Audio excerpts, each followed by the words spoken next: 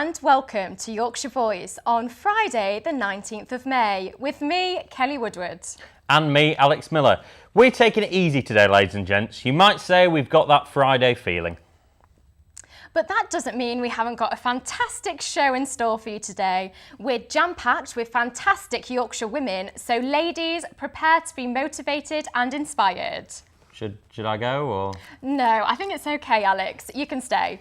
It's not all about women, but we will be hearing from Diana Award winner Jemima Browning, peer of the round Baroness Warsi, and top-class boxer Nicola Adams, all inspiring Yorkshire lasses. We'll also have a sports update. We'll be chatting about the new report by the Royal Society for Public Health on social media and much, much more. The first of our inspiring Yorkshire women is Jemima Browning from Tadcaster, who is one of only 20 people across the world to win this year's Diana Award. The Diana Award was set up in memory of Diana, Princess of Wales, and her belief that young people have the power to change the world for the better. It is committed to fostering, inspiring and developing positive change in the lives of young people through practical social action. Meet Jemima Browning, one of the Legacy Award winners from North Yorkshire. Jemima runs Stingrays Swimming Club for people with disabilities. My main inspiration for setting up Stingrays is my brother Will, who has Down syndrome. As he grew up, we saw there was a lack of opportunity for him to take part in sport. This is something I know happens to a lot of families and a lot of people with disabilities.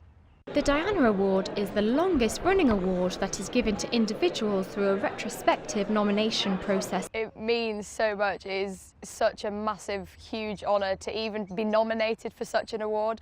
I had no idea that the nomination process was going on until it had all been sent off. I was called out of class actually by one of my teachers, and my mum was in school, and it was all a bit, I don't really know what's going on, but they sat me down, they told me about the Diana Award. I had heard of it before but didn't know much about it, and then they told me that I'd been nominated, and even that was an honour in itself. The winners were selected from a poll of nominations by an independent judging panel chaired by Dame Julia Clevedon. We were all looking to identify in an amazingly varied field the most courageous, the most inspirational examples of everything that the Diana Award stands for. All the Legacy Award winners, who come from the UK, USA, Canada, India, Belize and UAE, have had a monumental impact on society. The chair of the judging panel urges more young people to do more to provide service for others and to look up to the late Princess Diana and her two sons, Princes William and Harry. Prince Harry said the other day at a big conference I was at, some people think service to others isn't cool. I think it's the coolest thing you can do. And I think that summed up, really, the ability that those two young leaders have to change the way, in the memory of their mother, that people think about young people and what they can contribute to the world. Jemima Browning will be continuing her work as she has been appointed to the European Youth Activation Committee to represent the Special Olympics. 3 weeks today, we'll know who the new Prime Minister is. We sure will, Kelly, but do the electorate really know all the leaders who are in the running? I went to find out. Politics. All we ever hear is that no one knows what's going on and no one cares. Armed with some pictures of all the party leaders, we took to the streets of Horsforth to ask them if they knew who they were. Who's that then? Theresa May. What do you know about Theresa May? That's an easy one, isn't it? I don't know. Theresa May, What do you know about Theresa May then? leader of the Conservative Party and Prime Minister of this country. Yeah. And basically that's about it, really. Corbyn. And who's he leader of? What do you know about Jeremy Corbyn? Just that he's Labour. Jeremy Corbyn, So what do you know about Jeremy Corbyn? leader of the Labour Party, very much connected to unions, can't stand the man. Yeah, that's Jeremy Corbyn. What do you know about Jeremy He grew Corbyn? a beard, he's like the latest Michael Foot. Anybody remember Michael Foot? I have no idea. What if I told you that was the Liberal Democrat leader, Tim Farron? It's a Lib Dem guy, innit? Yeah, so you know his name? Tim Farron. What do you Tim. know about Tim? I don't know. Does he play at Wimbledon? Go, Tim. Come on, Tim. I recognise him. He's been in the news. It might have been on the news last night, local news. Local news, I didn't see it. Yeah. I do recognise him. No, you're going to have to... S.A. Is it Atkinson? No, Go on, you're going to have to tell me. Stuart Arnold is the leader of the Yorkshire Party. Ah, the Yorkshire Party. Yeah. Oh dear, I don't know where he is now. That's Stuart Arnold, and he's leader of a new party called the Yorkshire Party. Ah, right. I should have known that, shouldn't I? I know she's Green Party, but I don't know her name. No, that's Nicola Sturgeon, she's SNP. I'm going to say it's Caroline Lucas. Not Caroline Lucas. I don't think it's it not was. Caroline I'm Lucas. struggling with that one. It's a bit of a tough. We have it. No one really knows what's going on. Some leaders more recognisable than others, but the fact is, the people of Horseworth, don't really know. Political correspondent Matthew Brannan, you've got work to do.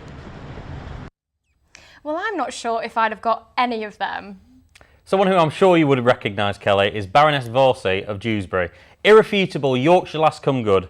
She was in the region yesterday giving a talk about the journey from her tiny family home with no inside toilet in Yorkshire all the way to the House of Lords. The title of the talk and her new book, The Enemy Within, is undoubtedly provocative. Baroness Warsi explains why she chose that title in her interview with our political correspondent Matthew Brannan. The title of the talk and the title of the book is called The Enemy Within, and the reason why I used that title was because it was something that I was called when I was in government. Okay. So when I used to sit in cabinet and on the National Security Council, a right-wing commentator said, how can we deal with the war on terror when we have her, Baroness Warsi, the enemy at the table? And I just thought it was a horrible insult. It basically said to me, you don't belong and we don't trust you. And I therefore felt that the best way of dealing with such an insult was to field it well. And this book is my way of fielding that insult, to prove how that term is a load of nonsense. So you grew up in Dewsbury? I did. That's true. So you're a Yorkshire lass, and come good if you like, and you're a peer of the realm. Tell us a little bit about that journey. Did you ever expect that you'd end up in the House of Lords? Maybe you did. No, I mean, I was born in a tiny little house. We didn't even have a inside toilet or bathroom, and it was.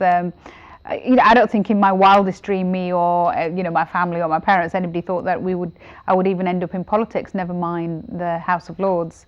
But sometimes I kind of look back and think you see so many things that happened in your life. Sometimes it's just about being in the right place at the right time, the right issue, motivating you to do something about something that kind of frustrates you. And for me, I mean, I'd always been involved in politics from my student years, but I only became involved in frontline politics in my 20s.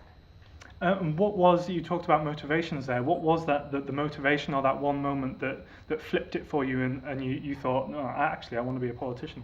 Well, for me, I grew up when the defining other, the issue of concern, the kind of racism was about the colour of your skin, and I regularly say what radicalised me was the colour of my skin, and I felt that by the time I'd got into my 20s, we'd started to come to terms with that, and it wasn't fixed, but it was getting a lot better. I felt very comfortable being British and Asian. And then suddenly I was no longer British and Asian, I was British and Muslim. And at that point I felt that we needed to fight all these battles over bigotry all over again. And I left Britain for about a year, and I suppose it was my way of running away and saying I really don't want to do this all over again. But then I felt that was running away, and I needed to, if I felt that I wanted my country to be better, then I needed to come back and play my part, and that's really when I got involved in frontline politics. Well, how did that sort of invite to the cabinet table come about? What connections were made there? Really interesting. So I'd fought a seat in 2005, my home seat in Dewsbury. I'd obviously started working with the party nationally. I worked quite closely with Michael Howard. Michael Howard introduced me to a young man called David Cameron. Whose campaign I became involved in, and so really from his early days when he was selected to be leader of the party. In fact, I introduced him when he did that fantastic speech that we all remember without notes in Blackpool. He came to Dewsbury en route to Blackpool. So I'd started working with David for a number of years, and then you'll recall that Tony Blair stepped down, Gordon Brown came in, and we thought he was going to hold an election. And so we were starting to get onto an election footing, and that's when David asked me to join the shadow cabinet, to be part of the team that took us into that election. And because I wasn't in the Commons, the only place I had to be then was the Lords to be able to take up the shadow cabinet seat. So you were the first Muslim member of the Privy Council. That's true, isn't it?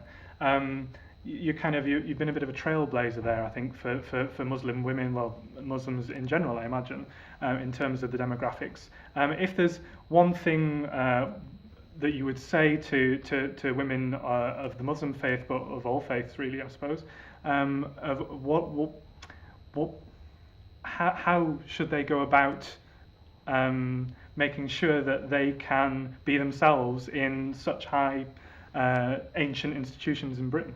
I think there are two things here. I mean, first of all, when I sat around the cabinet table, I was the only member of a black or minority ethnic group. So we didn't have any other Asians or any other black people or any other minority, and therefore I think that in itself was I didn't pick that up until actually a few cabinet meetings in, when I looked around and I realised that we actually had an all-white cabinet except for myself.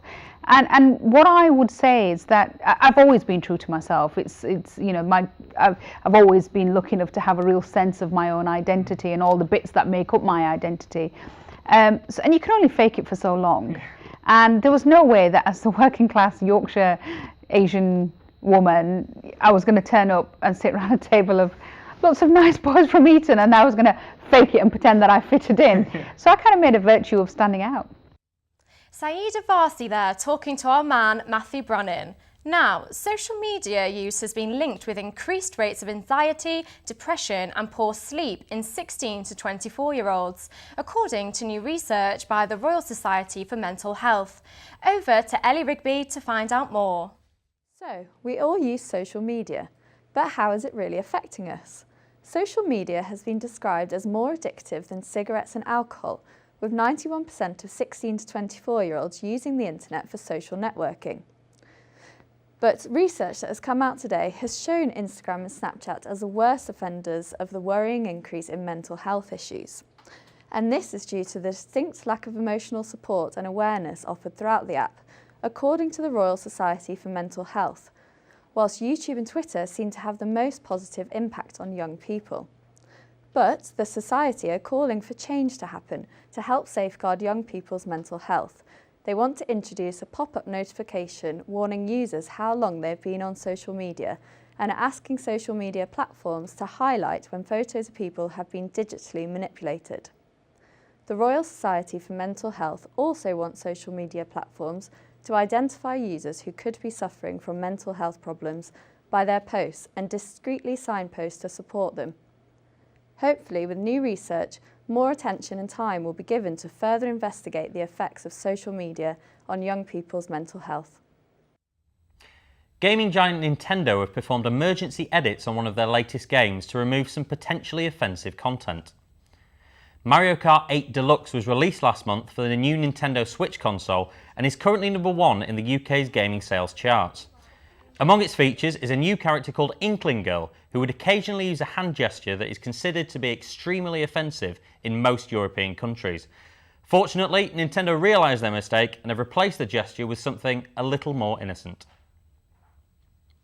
It's a big day for Bradford City tomorrow as they head down south for the League One playoff final. The Bantams are just one win away from securing their return to England's second tier of football. Jack Goodman went down to Valley Parade to find out how the club have been preparing for the biggest day of their season. The Bradford City fans will be heading down to London early tomorrow morning in preparation for tomorrow's match. Tickets have been in high demand since the Bantams saw off Fleetwood in the semi-final. If you look at the demographics of our fan base, we've got fans all over the world. We've got people coming from Australia, from America, from Norway, that we spoke to yesterday. They're coming across from Lower Europe, from Germany and places like that. So we've got a superb fan base, and everybody's emailing the club and saying, hope everything goes well for you. But there's tons of them that are coming across, and it's people coming the length and breadth of Britain, which is fantastic, really.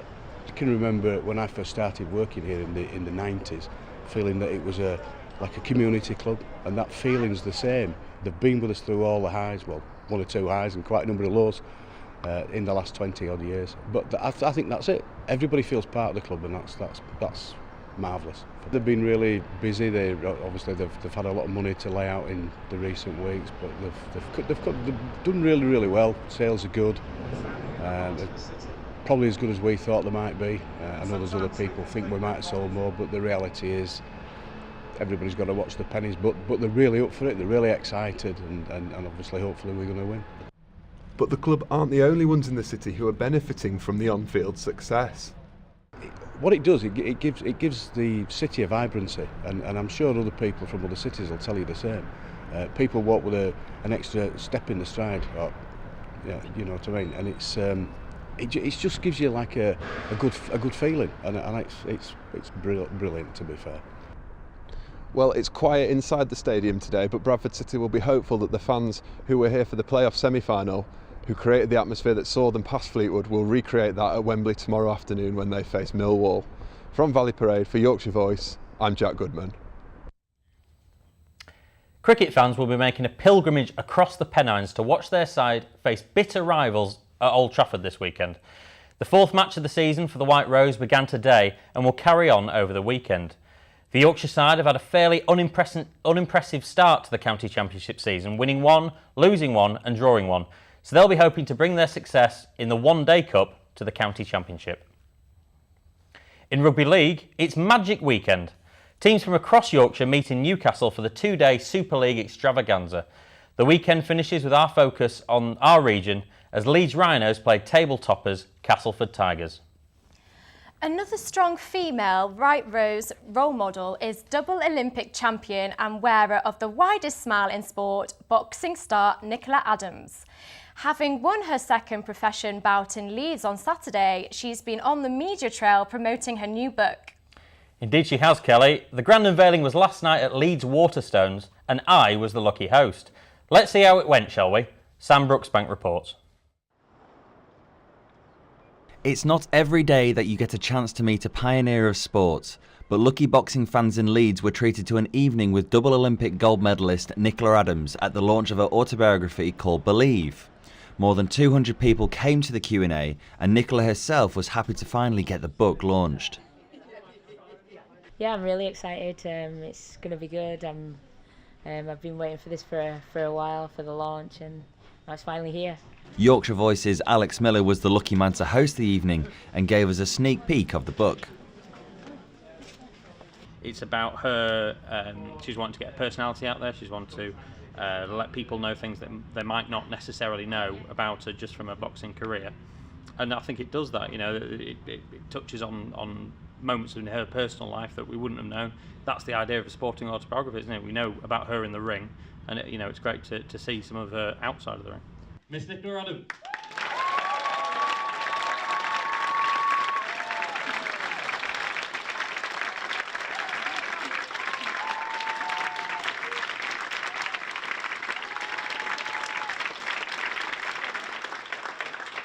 The one-on-one interview started by looking back at her win last Saturday and the pressures that came with it. And those 3-minute rounds, they're going to suit you, surely, aren't they? With your style. Yeah, definitely. The 2 minutes were too short last time. But what next for Adams professionally? When will we see her in a world title fight? By the end of the year. A big part of Adams' success is down to her mother and the close relationship she has with her, which she shared with the audience. Single parent, trying to raise 2 kids. She was working 2 jobs, and I just saw how hard she worked, and she always used to say to me that no matter where you're from, it doesn't matter as long as you work hard and you find something you're passionate about, you'll always succeed. And my mum's been one of the most inspiring people for me when I was growing up. Enough kit to actually compete in. Adams was the first female to win an Olympic boxing gold medal back in 2012 and has become a huge role model for female sport and for the LGBT community, and that's something she's incredibly proud of. Certain records, fastest knockout or this, that and the other, they're never going to take away the fact that you won the first 2 gold medals.